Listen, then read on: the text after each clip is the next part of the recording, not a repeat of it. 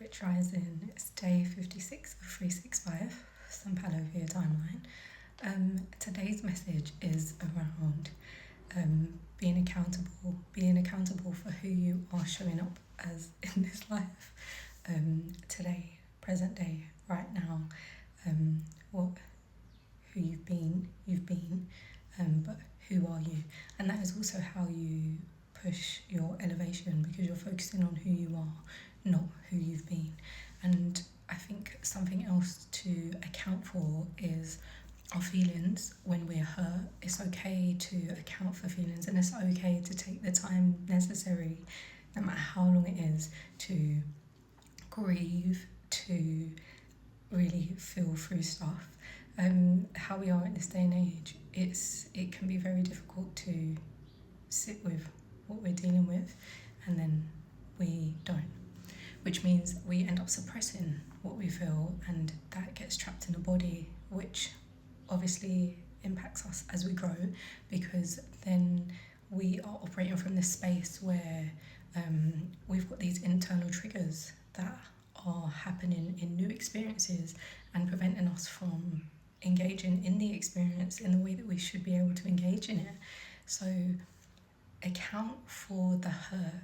Don't be scared to take a moment to sit back and establish where you are and reflect on where you've been. Reflect on the experiences you've had. Reflect on the things that have happened to you.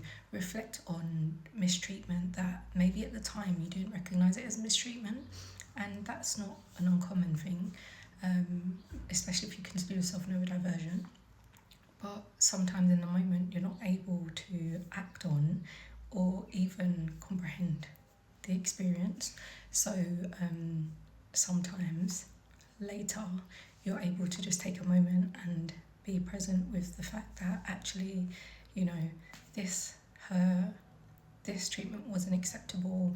And I think sometimes we can also find ourselves in a position where we feel like we're not able to speak on the experience because of the time that's passed. And I really feel like actually you should be able to speak on anything at any time.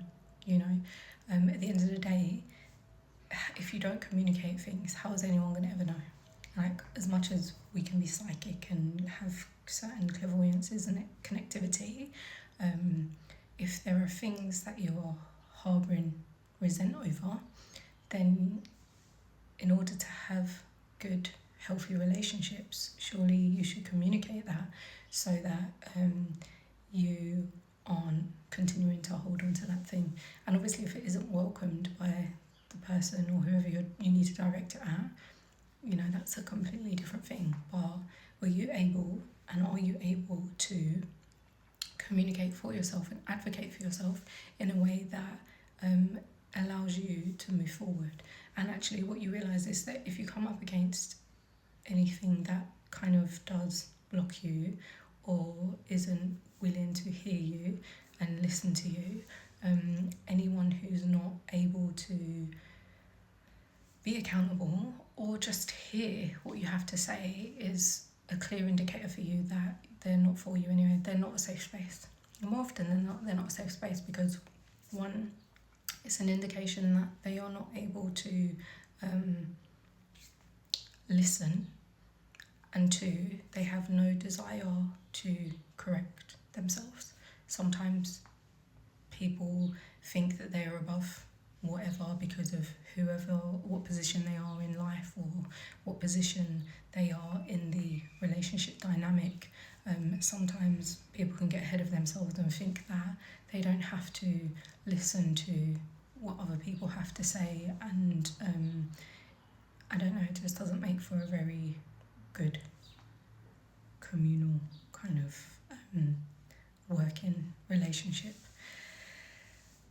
Also, in terms of like accounting for, be kind to yourself, especially when you are working on loving yourself. Be kind to yourself, be compassionate with yourself. Understand that it's probably taken you a while to get to this point, and give yourself permission to be happy. Give yourself permission to enjoy the moments of happiness, whether they're fleeting or not. Enjoy the moments of happiness. Be present with the moments of happiness. release any guilt that you may feel over happiness, because you shouldn't feel guilty for being happy. You're allowed to be happy. And be mindful also when you're listening to people, things, that we live on a planet of billions of people. So they say. So be weary of people that need to get you to listen to their narrative. Like they need you to believe their narrative. Like their narrative is the only narrative that should be listened to and adhered to.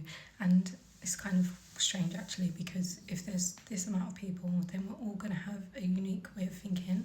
And I think a major issue in society is that because the systems you go through, you are continuously funneled into a sardine-like space, and therefore not using your brain in the way that you should use your brain. And so by that I mean you will think for yourself. You have a unique thought pattern. You would have anyway from birth. There's no reason not to, except that from such a young age you're already indoctrined into other people's way of believing, or other people's way of thinking, or the way of thinking and believing that you've been told is the appropriate way.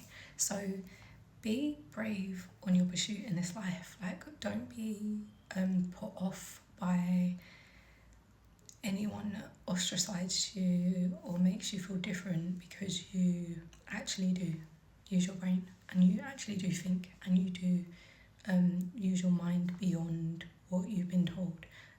You are more intelligent than you know.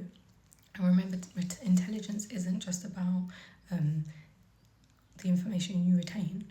Like, school systems are set up in a way that judge you based on how good you are at retaining information, but your brain also works outside of that. Like, you have your own thoughts, you have your own process, and don't ever be scared to challenge things when you're presented with something and it doesn't seem correct, when it doesn't make sense, when it doesn't add up, when you haven't been given accurate detail or the truth about things. Don't be scared to question that. And even if it's not necessarily externally, you can always question things within yourself and just pay attention to that. Like, what sits right with you, what doesn't. Don't be scared to be the fullest version of you and account for all of your own stuff, and just be brave on your pursuit, and have courage and keep pushing forward. Be accountable for the person that you are right now in this moment. Be accountable. Obviously, if you know you've been causing harm, like literally yesterday or the past few weeks, be accountable for that too. And like, if you've been a crappy person, own it, and then move forward. It doesn't change the like thoughts or feelings of the people that you've been crappy to, and they're also allowed to feel what they feel at the end of the day. But in terms of loving yourself, every day and every moment you are given the opportunity to do better and to love yourself more. So think about, how are you doing that? How are you doing better for yourself, and how are you loving yourself more? Are you still navigating the world in a way where you think it's necessary and acceptable to use people and to not genuinely care and have compassion for others? Or are you starting to understand that you can have compassion and consideration and all these things for other people, but you can still make sure that you are able to put yourself first, and able to not have so much kindness and compassion that you're allowing yourself to come last in order to push other people forward. Loving yourself is something about being total and being real. You can love other people and pour into other people and still make sure that you make enough space and hold enough room for yourself. So yeah, that's it. Be accountable and take account for where you are right now, and love yourself.